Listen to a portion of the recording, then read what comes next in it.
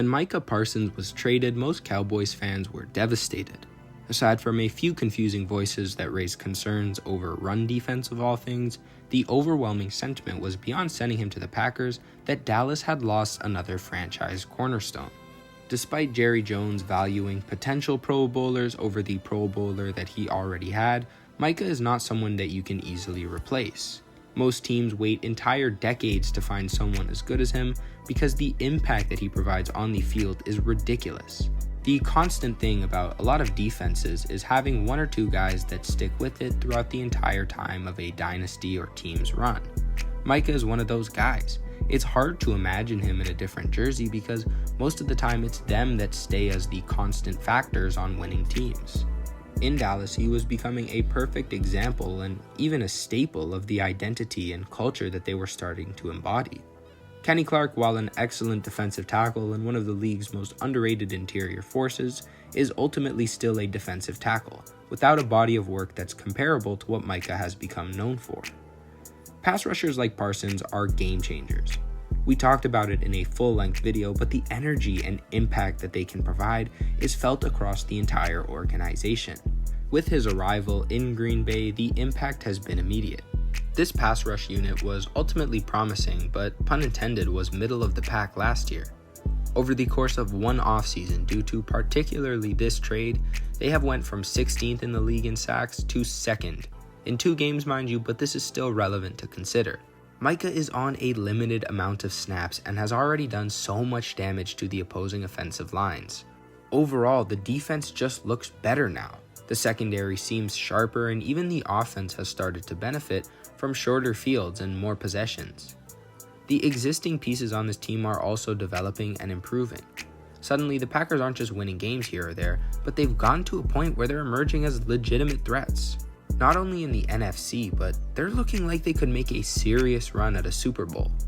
While Micah has rightfully been stealing headlines, something has to be said about Jordan Love, who often gets attention for all the wrong reasons. He's had his fair share of head-scratching interceptions, and I don't know if in general he's considered a bad quarterback, but I feel like he's almost become underrated. I guess you could say it took a moment of reflection on our end because we're not the biggest Jordan Love praisers, but this guy looks on fire to start the season. Against the blitz, he's looking quite reminiscent of his mentor Aaron Rodgers.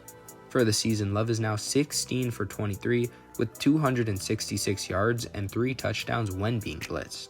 With a 147.8 passer rating, this is a fantastic improvement for a problem area that many often criticized. Part of the reason for this improvement has been, in my opinion, his footwork. I felt like Jordan Love had this weird tendency of throwing off platform, and now what he's done is built up a really significant and solid base to throw off of. He seems in so much more control of where the ball is going. His ability under center in general just seems a lot more refined. When you combine that with an improved pocket presence, it's no surprise that someone with such a God-given ability for the deep ball is succeeding.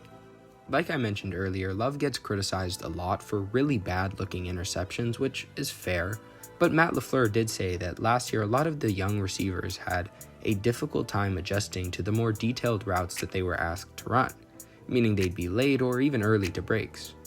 So far, not only are his receivers looking better, but a newer, healthier version of himself is in more control of what's going on. The same way that Hurt's composure never changes, Love has a similar superpower. He doesn't really care if he throws a pick.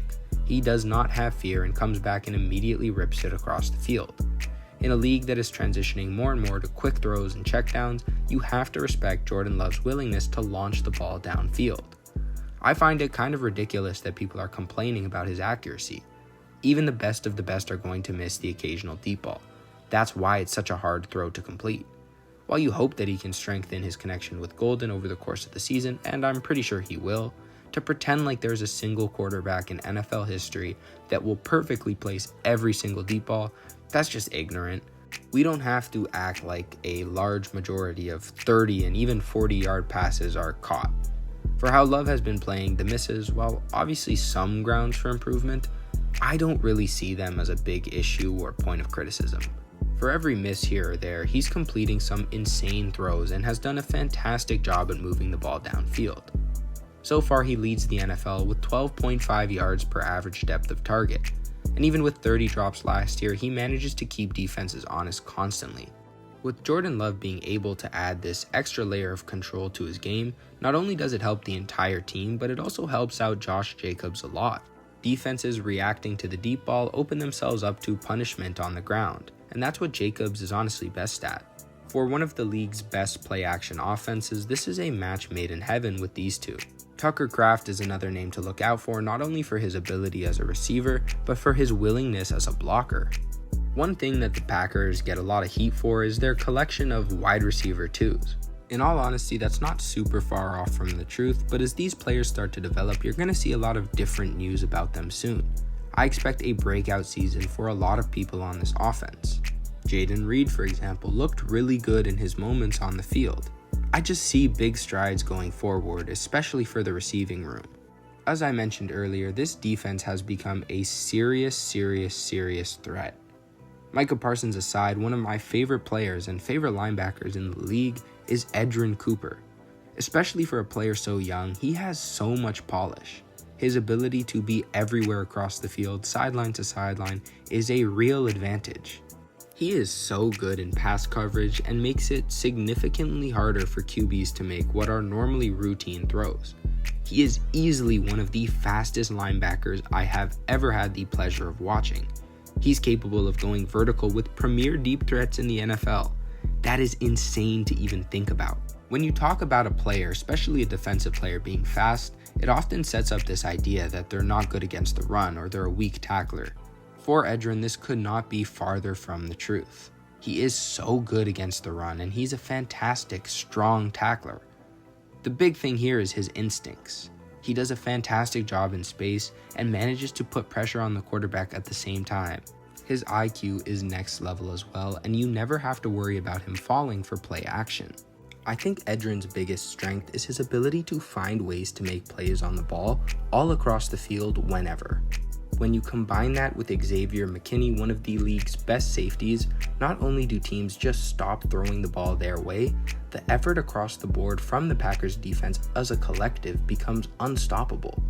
There are so many valuable contributors I could name on this defense, and I apologize for not having the time to address all of them, but the fact that they were able to add Micah is so crazy to me.